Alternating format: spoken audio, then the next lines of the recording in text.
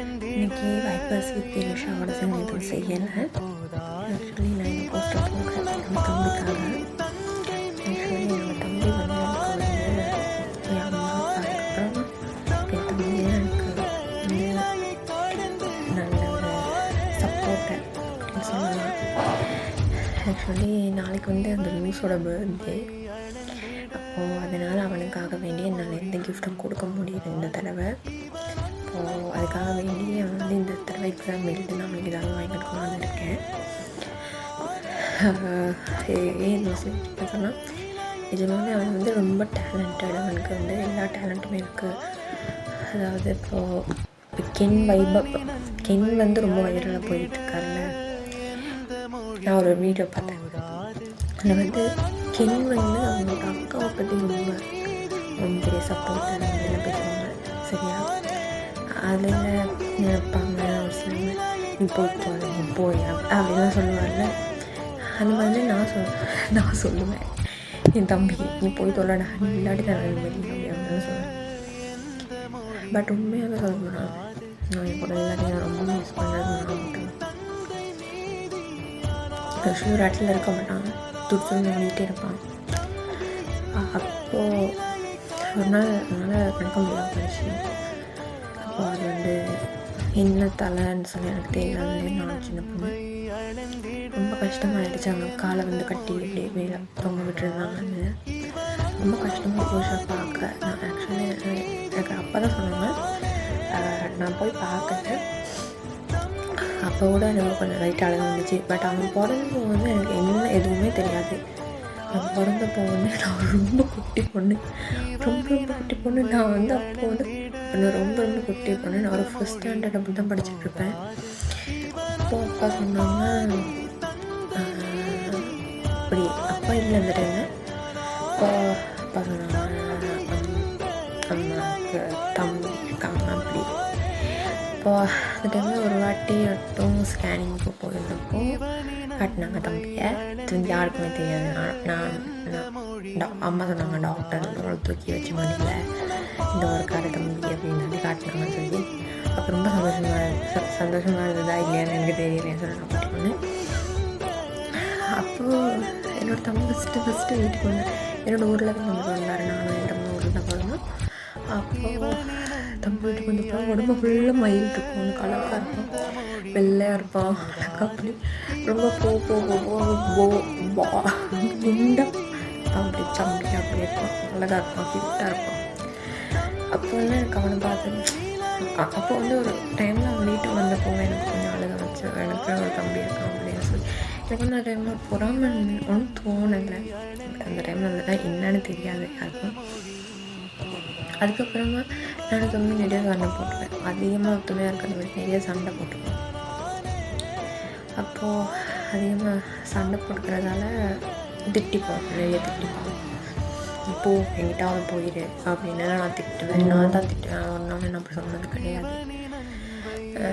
அப்படி இருந்தாலும் சொல்லிட்டு பிறகு யோசனை ரொம்ப அழுகையாக நம்ம சொல்லிட்டோமே இப்படி அவன் இல்லாட்டி என்ன பண்ணுறது அப்படின்னு சொல்லி அவன் வந்து அவன் வந்து கொஞ்சம் ரீசெண்டாக ஒரு 1 year போல் என்னோடய அத்தை வீட்டில் தான் இருந்தான். இது ரொம்ப இது ரொம்ப தூரம். அப்போ நாங்கள் கிளம்போல் அவன் அதுள்ள டிஸ்ட்ரிக்ட் அந்த மாதிரி இருக்கும்போது அவனை நான் ரொம்ப அப்படி இருக்கும்போது அப்போ அவனை நான் ரொம்ப மிஸ் பண்ணேன். அப்போ அவன் என்ன பண்ணுறதுன்னு எனக்கு தெரியல. பிகாஸ் எனக்கு வந்து ஏதாவது ஒரு ஸ்ட்ரெஸ்ஸாக இருந்துச்சு அப்படின்னு சொன்னால் இல்லை அப்பா அடிக்க மாட்டாங்க. இப்போ திட்டாலோ ஏதாவது கொஞ்சம் ஸ்ட்ரெஸ்ஸாக இருந்தாலோ யார்கிட்டா சொல்கிறது. ஃப்ரெண்ட்ஸ் கூட எனக்கு ஃப்ரெண்ட்ஸ் எனக்கு அவ்வளோ பழக்கம் அப்படி பண்ணுறதில்ல. எனக்கு இருக்காங்க ஃப்ரெண்ட்ஸ், பட் டச் விட்டு இருந்துச்சு. இப்போ தான் பிடிச்சி பட்டிருக்கு திருப்பி. இப்போ வந்து திரும்ப டச் விட்டு இருந்தாலும் நான் வந்து திடீர்னு எப்போ நைட்டாக இருந்தாலும் உடனே என்னோடய அத்தையோட பொண்ணுக்கு கால் அடிப்பேன். அப்போ வந்து என்னோடய தம்பிக்கிட்ட கொடுக்க சொல்லுவேன். அப்போ அவன் எவ்வளோ தூங்கிட்டு இருந்தாலும் என்னாச்சு எப்படின்லாம் கேட்பான். அவன் ஜஸ்ட்டு அவனுக்கு நான் வயசு என்னென்னு சொல்கிறேன். அப்போது அவன் கேட்டு இதெல்லாம் நினைக்காதீங்க நிமிஷா. ஒரு நாள் அக்கான்னு கூப்பிட மாட்டான், அக்கானே கூப்பிட மாட்டான். நிமிஷம் அண்ணா கூப்பிடுவான். அவனுக்கு அக்கான்ற வார்த்தையே வாயில் வராது. என்னை ஜஸ்ட்டு பாசமாக எமோஷ்னலாக கூட அக்கான்னு கூப்பிடவே மாட்டான். அப்போது என்ன ப்ராப்ளம் சரி அதெல்லாம் வந்து சால்வ் ஆகி இருந்தாலும் யோசிச்சுட்டு இருந்தீங்கன்னா உங்களால் முன்னாடி போக முடியாது, ஃபார்வர்ட் போக முடியாது. இப்படியெல்லாம் அம்மா எனக்கு இந்த வயசுல இப்படியா அப்படின்னாலும் சில தோணியிருக்கும். அப்போ அங்கேருந்து வரும்போது ஸ்கூல் லீவ் வரும்போது ஸ்கூல் லீவ் முடிஞ்சு அவன் போகும்போது நான் அவனை ரொம்ப மிஸ் பண்ணுவேன். அவன் போன பிறகு ரொம்ப அழுவேன், ரொம்ப உட்காந்து அவ்வளோ மிஸ் பண்ணுவேன் நான் அவனை. அப்போ தான் அவனோட அருமை எனக்கு ரொம்ப பிடிச்சி அவனோட. அப்போது என்ன பண்ணுறதுனே கொஞ்சம் தெரியல, கொஞ்சம் அப்செட்டாகவே இருப்பேன். நான் மட்டும் தான் வீட்டில் இருப்பேன், அம்மா நான் அப்பா மட்டும் தான் இருப்போம்.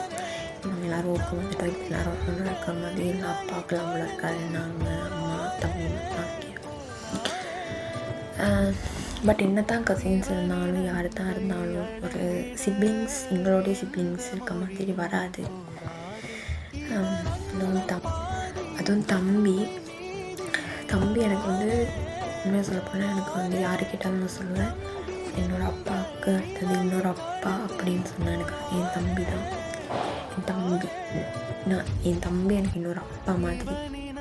யாருக்கிட்டேயும் அவன் முன்னாடி நான் அவனை திட்டினாலும் நான் யார்கிட்டையும் அவனை விட்டு கொடுக்கவே மாட்டேன். அவனுக்கு எத்தனை வயசுன்னு கேட்டிங்கன்னா ஜஸ்ட்டு 17 தான் ஆகுது. 17 தான் ஆகுது. 2010 போடுவேன். 17 இயர்ஸ் தான் ஆகுது. நாளையோட அவனுக்கு 17 இயர்ஸ். பிகாஸ் என்னால் அவனுக்கு வந்து ஒரு ஆப்ரேஷன் பண்ணாங்க. அவன் ரொம்ப கஷ்டப்பட்டுட்டான் அந்த ஆப்ரேஷனில். அதாவது அப்பெண்டிக்ஸ் ஆப்ரேஷன் தான், பட் மேஜர் ஆப்ரேஷன். அதில் ரொம்ப கஷ்டப்பட்டுட்டான். ஆக்சுவலி நான் ஃபஸ்ட் டைம் சேலரி கையில் பார்த்ததே அவனால தான்.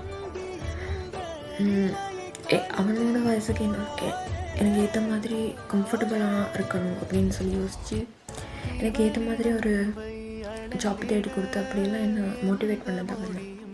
ஃபஸ்ட் டைம் அப்பா அம்மா கூட பயந்தாங்க ஃபஸ்ட் டைம் எப்படி அனுப்பிட்டுருக்கு. அவன் நம்மளோட முடியும், இப்படி பேசுங்க அப்படிதான் சொல்லுவோம். அதனால்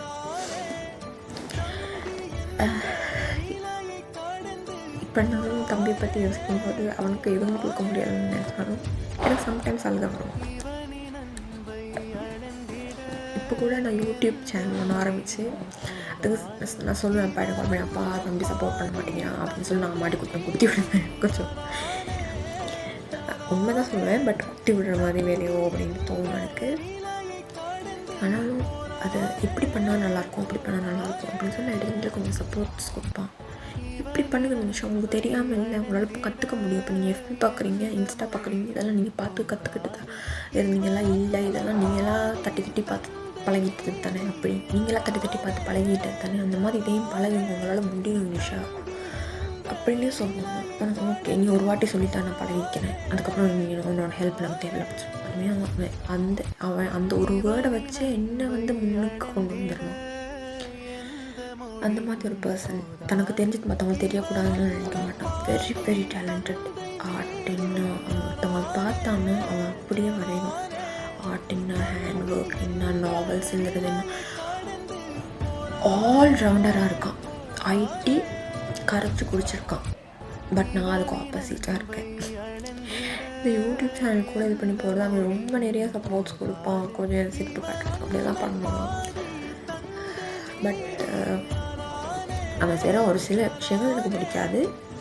அதாவது ஒரு டென்ஷனில் இருக்கும்போது கொஞ்சம் குழப்பிக்கிட்டு இருப்பான். அது வந்து கொஞ்சம் கடுப்பாகும். மற்றபடிக்கு ஐ லவ் ஹிம். நான் யாருக்கிட்டே எதுக்காகவும் அவனை விட்டு கொடுக்கவே மாட்டேன். ஏன்னா அது எப்படி சொல்லணும்னு தெரியல, எனக்கும் நம்பிக்கையில் ரொம்ப நல்ல பாண்டிங் ஒன்று இருக்குன்னு எனக்கு தோணுது. இது வரைக்கும் எனக்கிட்ட விஷயம் எனக்கு இது பண்ணிட்டாங்கன்னு சொல்லி அவன் என்கிட்ட எதுவுமே கேட்டது கிடையாது. நான் கேட்டிருக்கேன், அவன் எதுவுமே என்கிட்ட கேட்டது கிடையாது, எதுவுமே என்கிட்ட எதிர்பார்த்ததும் கிடையாது. அம்மா அப்பாவோட கஷ்டத்தை புரிஞ்சுக்கிட்டு ரொம்ப நல்ல பிள்ளையாக நடந்துக்கிறான். உண்மையாகவே அவன் அப்படியே இருக்கணும். தயவு செஞ்சு இந்த யூடியூப் சேனலில் போட்டிருக்க இந்த வீடியோவை இன்றைக்கி நீங்கள் பார்த்துட்டு அவனுக்கு ஒரு விஷ் போட்டு விடுங்க ப்ளீஸ். என்னோடய ரிக்வெஸ்ட்டாக கேட்டுக்கிறேன், ஹம்பிள் ரிக்வெஸ்ட்டாக கேட்டுக்கிறேன். அண்ட் மஹாஸ்வின், மை டியர் சைல்டு, நீ என்னோடய ஃபர்ஸ்ட் சைல்டு. எனக்கு எப்போவும் இதே மஹாஸ்வின் தான், இன்றைக்கி மாற மாட்டேன். நீ இதே எப்போயாவது நீ இந்த வீடியோவை பார்த்தேன்னு சொன்னால் மகாஷினி, நீ தான் எனக்கு எப்பயுமே ஃபர்ஸ்ட் சைல்ட். என்றைக்குமே நான் உன் கூட இருப்பேன். நீ ஏதாவது பண்ணணும்னு நினச்சேன்னா என்கிட்ட வந்து சொல்லு. என்னால் முடிஞ்ச சப்போர்ட் நான் பண்ணுவேன். ஒரு நாள் நினைக்காத நான் ஒன்று மாட்டி கொடுத்துருவேன் அப்படிலாம் நினைக்காத பண்ணுவேன்னா. பட் இந்த மாதிரி சீரியஸான விஷயத்தில் நான் நிச்சயமாக சப்போர்ட்டாக நிற்பேன். உனக்கு எதாக விருப்பமோ அதை ஆகு. நீ ஒரு நாளைக்கு பார்க்குற அன்றைக்கி உனக்கு புரியும். நீ நினச்சிட்டு இருக்காத நம்மளோட பாண்டிங் சாதாரண பாண்டிங் கிடையாது.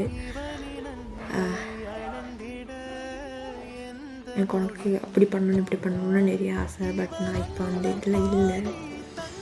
நான் வேலைக்கு போகிறோம் இல்லைன்னா நிச்சயமாக உனக்காக பண்ண வேண்டாம். உனக்காக பண்ணாட்டி நான் வேறு யாருக்காக பண்ண போகிறேன். பட் உனக்கு பிடிச்சது எல்லாமே நீ பெஸ்ட்டாக பண்ணுவேன். இந்த இயர் ஸ்டார்ட் ஆகிறது உனக்காகன்னு நினச்சிக்கொள்ளு. And Mahashvi, many more happy returns of the day தங்கம். அண்ட் இந்த மாதிரி உங்கள் வீட்டில் உங்கள் சிப்ளிங்ஸ் இருந்தாங்கன்னு சொன்னால் அவங்களுக்கு எப்போவும் சப்போர்ட்டாக இருங்க. எவ்வளோ சண்டை போட்டாலும் வெளியே காட்டி பரவாயில்ல. உங்கள் மனசுக்குள்ள உங்களுக்கு பாசம் இருந்தால் போதும். உங்களுக்கு எப்போவுமே சப்போர்ட்டாக இருங்க. இருப்பீங்கன்னு எனக்கு தெரியும். அண்ட் இதை பார்த்து என்னோடய YouTubers, viewers and followers, subscribers எல்லாருமே கட்டாயம் சப்ஸ்கிரைப் பண்ணி ஃபாலோ பண்ணி கமெண்ட்லேயே தம்பிக்கு ஒரு விஷ் போட்டுருங்க.